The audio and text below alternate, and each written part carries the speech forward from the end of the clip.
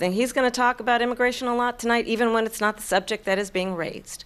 And I'm going to actually do something really unusual, and I'm going to invite you to attend one of Donald Trump's rallies, because it's a really interesting thing to watch. And what you will also notice is that people start leaving his rallies early out of exhaustion and boredom. And I will tell you, the one thing you will not hear him talk about is you.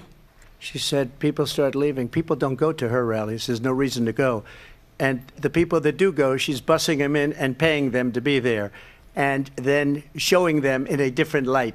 So she can't talk about that. People don't leave my rallies. We have the biggest rallies, the most incredible rallies in the history of politics. What they have done to our country by allowing these millions and millions of people to come into our country, and look at what's happening to the towns all over the United States. In Springfield, they're eating the dogs, the people that came in. They're eating the cats. They're eating the pets of the people that live there.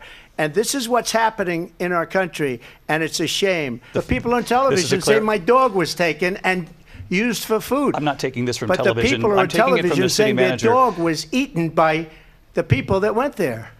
Again, the Springfield city manager says there's no evidence of that. Vice President Harris, I'll let you respond to the rest of what you've heard. You talk about extreme. Why do you believe it's appropriate to weigh in on the racial identity of your opponent? I don't, and I don't care. I don't care what she is. I don't care. No, I mean, all I can say is I read where she was not black, that she put out, and I'll say that. And then I read that she was black, and that's okay. Either one was okay with me. That's up to her.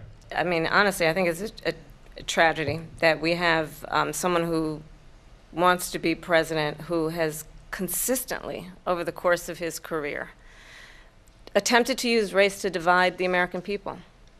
You know, I do believe that the vast majority of us know that we have so much more in common than what separates us, and we don't want this kind of approach that is just constantly trying to divide us, and especially by race. Millions of people let in, and all over the world, crime is down, all over the world except here. Crime here is up and through the roof. Well, I think this is so rich, coming from someone who has been prosecuted for national security crimes, economic crimes, election interference, has been found liable for sexual assault, and his next big court appearance is in November at his own criminal sentencing.